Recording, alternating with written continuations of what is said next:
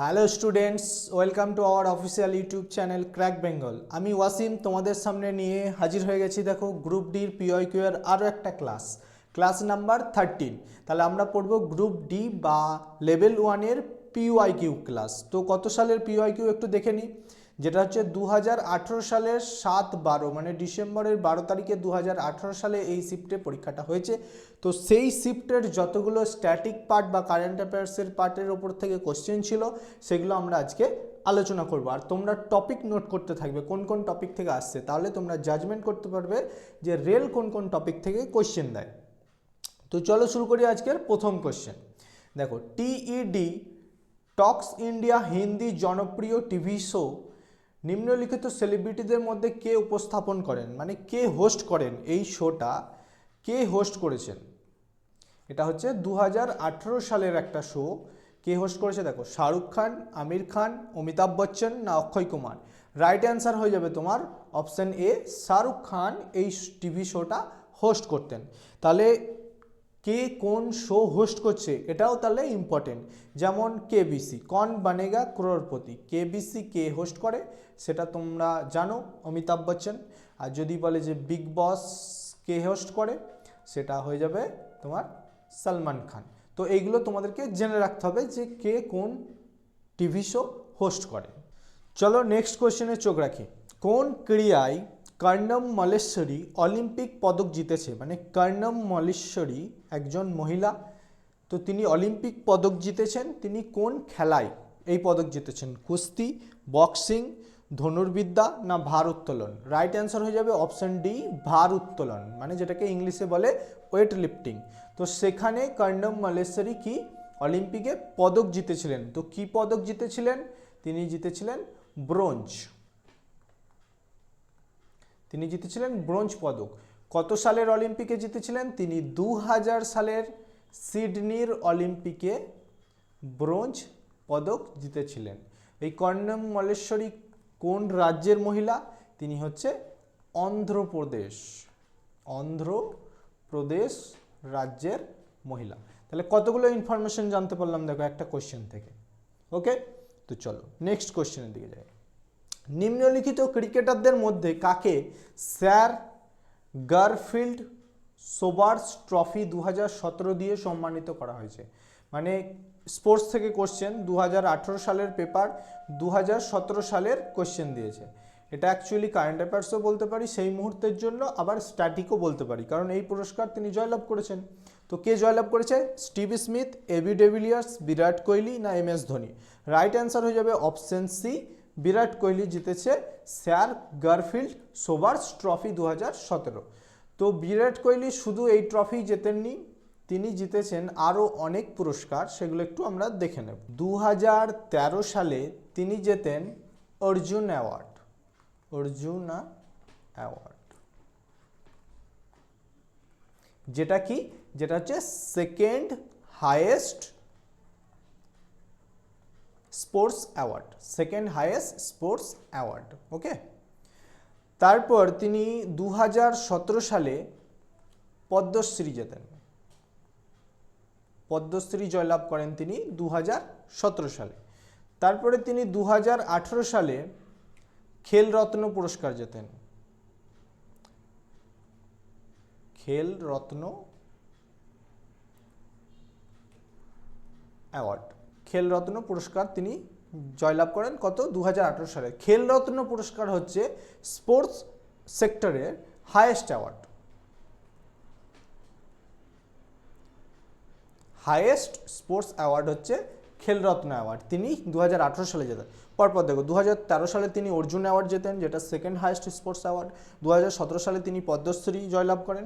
2018 সালে তিনি খেলরত্ন অ্যাওয়ার্ড বা খেলরত্ন পুরস্কার জয়লাভ করেন, যেটা হচ্ছে স্পোর্টস অ্যাওয়ার্ডের মধ্যে হাইয়েস্ট অ্যাওয়ার্ড। চলো নেক্সট কোশ্চেনের দিকে চোখ রাখি।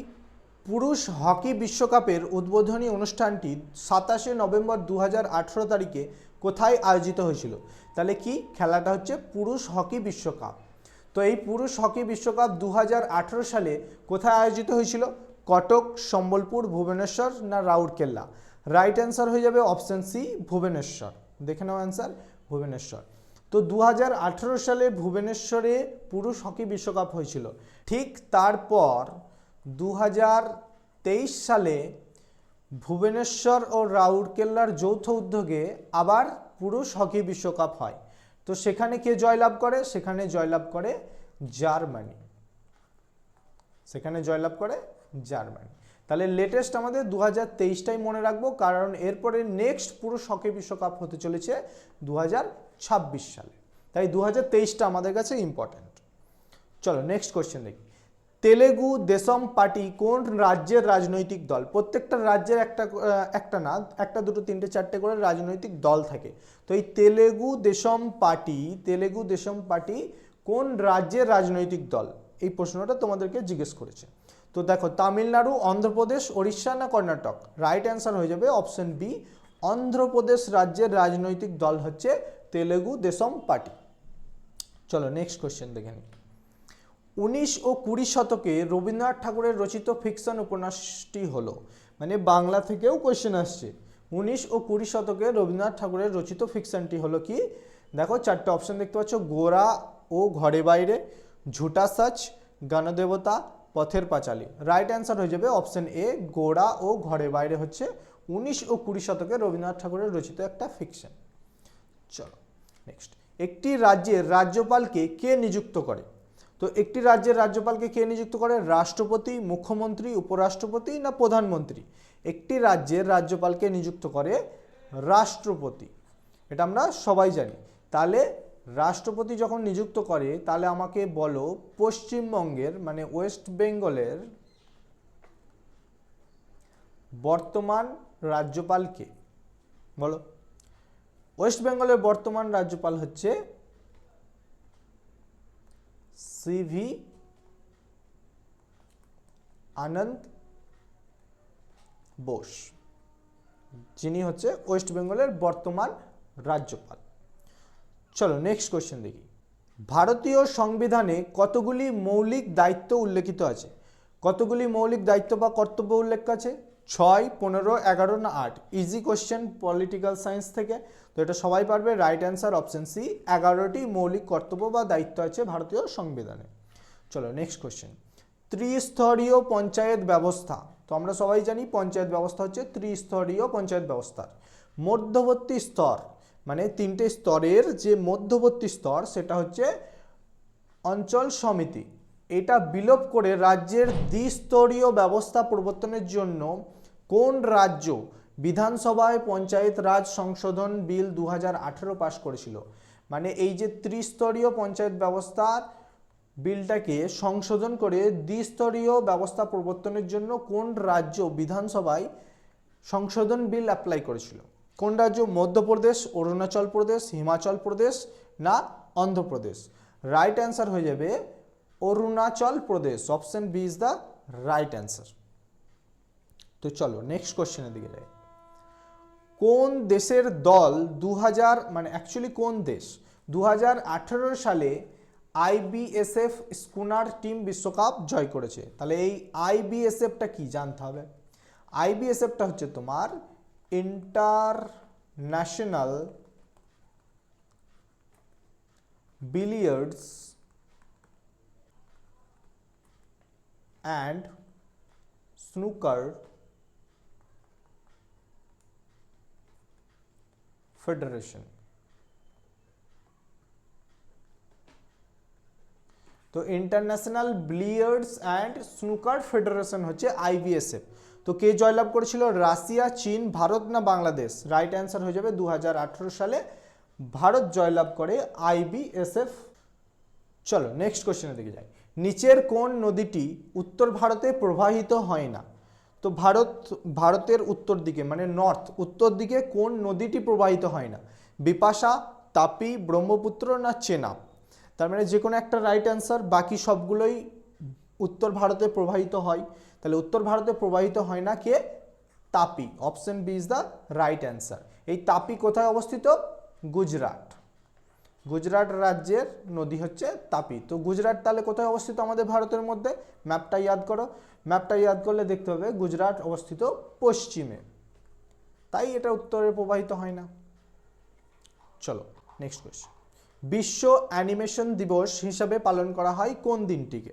এই কোন দিন কি দিবস, এই ধরনের কোশ্চেনগুলো আমি কারেন্ট অ্যাফেয়ার্সের ক্লাসে করিয়ে থাকি। সোমবার আর শুক্রবার পেয়ে যাবে আমার কারেন্ট অ্যাফেয়ার্সের ক্লাস, যাতে পুরো সপ্তাহ কভার করা থাকে। তো প্লেলিস্ট চেক করবে কারেন্ট অ্যাফেয়ার্সের ক্লাসে, এই দিবস ক্লাসগুলো অবশ্যই তোমরা পেয়ে যাবে। তো দেখো 22শে ফেব্রুয়ারি, 15ই ডিসেম্বর, 28শে অক্টোবর না 16ই এপ্রিল? রাইট অ্যান্সার হয়ে যাবে বিশ্ব অ্যানিমেশন দিবস 28শে অক্টোবর পালন করা হয়। তো চলো, আচ্ছা টপিকগুলো নোট করছো তো? স্পোর্টস থেকে, দিবস থেকে, রাজনৈতিক দল থেকে অনেকগুলো কোশ্চেন আসছে, দেখে নিলে স্পোর্টস থেকে অনেক কোশ্চেন পেয়েছি এই পেপারটাই, তো স্পোর্টসও ইম্পর্টেন্ট। চলো নেক্সট কোশ্চেন। রাজস্থান ড্যাশের ভান্ডারের জন্য সুপরিচিত? ম্যাঙ্গানিজ, সোনা, তামা না লোহা? রাইট অ্যান্সার হয়ে যাবে তামা, দেখে নাও। ওকে, নেক্সট কোশ্চেন। হাজারিবাগ খনি সমূহে নিম্নোক্ত কোন ধাতুগুলি প্রচুর পরিমাণে পাওয়া যায়? তো পিতল, তামা, লোহা না রূপো? এটারও রাইট অ্যান্সার হয়ে যাবে তোমার অপশন বি, তামা। চলো নেক্সট কোশ্চেনের দিকে আগাই। ভারতের দ্বিতীয় চন্দ্র অভিযানের নাম কি? ভারতের দ্বিতীয় চন্দ্র অভিযানের নাম হচ্ছে, সবাই জানো, চন্দ্রযান 2। তো এই চন্দ্রযান 2 এগুলো অপারেট কারা করে? এগুলো অপারেট করে বলো, ইসরো। কারা অপারেট করে? ISRO. ISRO stands for Indian space research organisations. বারবার বলি কারেন্ট অ্যাফেয়ার্সের ক্লাসে এই কোশ্চেনগুলো থাকে, ইসরো থেকে কোশ্চেন আসে, বারবার আমি বলি, রিপিট করি, বা অ্যাব্রিভিয়েশনের ক্লাসেও আছে, দেখে নেবে স্ট্র্যাটেজিকের ক্লাসে, তো সেখান থেকে ক্লাসগুলো প্রিপেয়ার করে নেবে। তো চলো নেক্সট কোশ্চেনের দিকে যাই। ড্যাশ শতাব্দীতে কাকতীয় বংশ গোলকোন্ডা দুর্গ নির্মাণ করে? কত শতাব্দীতে? 11 শতাব্দী, 16 শতাব্দী, 17 শতাব্দী না 13 শতাব্দী? রাইট অ্যান্সার হয়ে যাবে 13 শতাব্দীতে কাকতীয় বংশ গোলকোন্ডা দুর্গ নির্মাণ করেন। তো হিস্ট্রি থেকে কোশ্চেন। চলো নেক্সট কোশ্চেন। 2017 সালে প্রকাশ হওয়া নিউটন সিনেমার পরিচালক কে? তাহলে এটা 2017 সালে প্রকাশিত হয়েছিল এই ধরনের সিনেমা, তার মানে 2018 শিফটে এটা পড়েছিল। তো তাহলে তোমার এখন চলছে 2025, তার মানে তোমাকে 2024 আর 25-এর সিনেমা সম্পর্কেও জেনে রাখতে হবে, হাইলাইটেড সিনেমা সম্পর্কে। তো এই নিউটন সিনেমার পরিচালক কে? চারটে অপশন দেখতে পাচ্ছ, রাইট অ্যান্সার হয়ে যাবে অপশন এ, অমিত ভি মাসুরকর হলো নিউটন সিনেমার পরিচালক।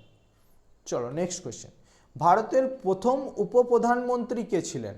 ভারতের প্রথম উপপ্রধানমন্ত্রী কে ছিলেন, আর তিনি কোন রাজনৈতিক দলে ছিলেন? প্রধানমন্ত্রী, উপপ্রধানমন্ত্রী এগুলো সব কিছুই তো কোনো না কোনো রাজনৈতিক দল থেকেই বিলং করবে। তাহলে ভারতের প্রথম উপপ্রধানমন্ত্রী কে ছিলেন?